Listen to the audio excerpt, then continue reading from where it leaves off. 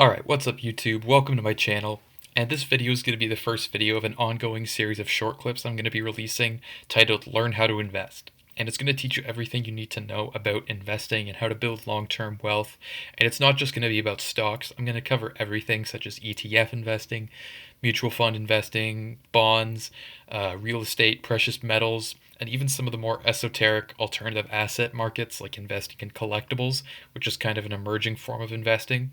So everything is going to be super understandable. I'm going to keep things really short and to the point, and obviously people can email me if they have additional questions. But yeah, that's how it's going to go, and I'll get right into this first topic here, which is the types of investing.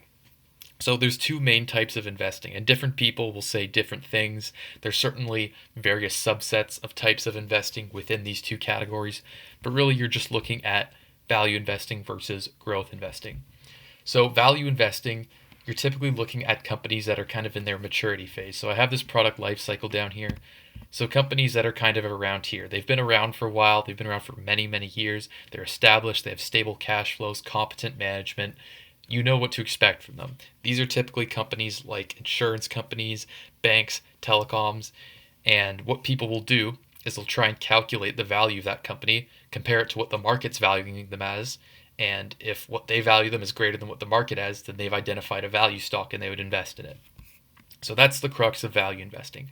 Growth investing, you're not really doing that. Obviously, you're going to attempt to value the company, but really you're looking for explosive growth. So as you can see here in the growth phase, companies you'd be investing in, you want to capture them ideally right before they begin to accelerate in growth.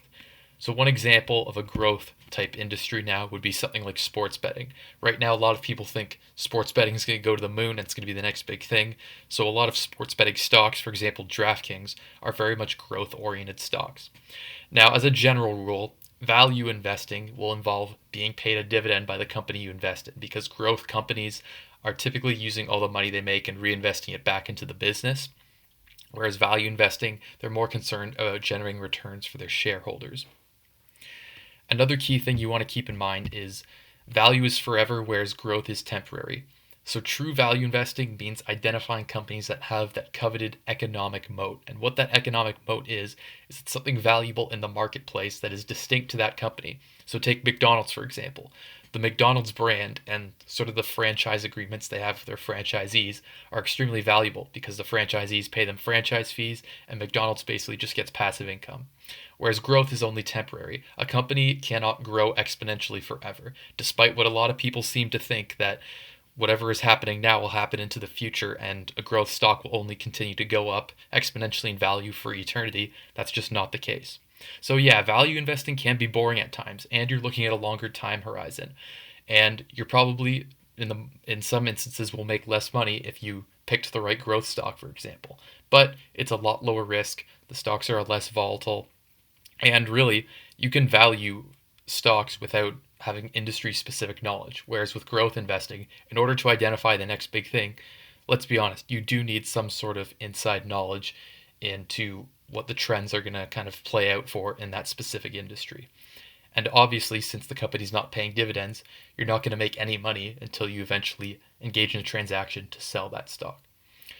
So there you have it. Those are the two main differences between the two. So again, if you're interested in these types of videos, subscribe and leave a like if you enjoyed the video. And until next time.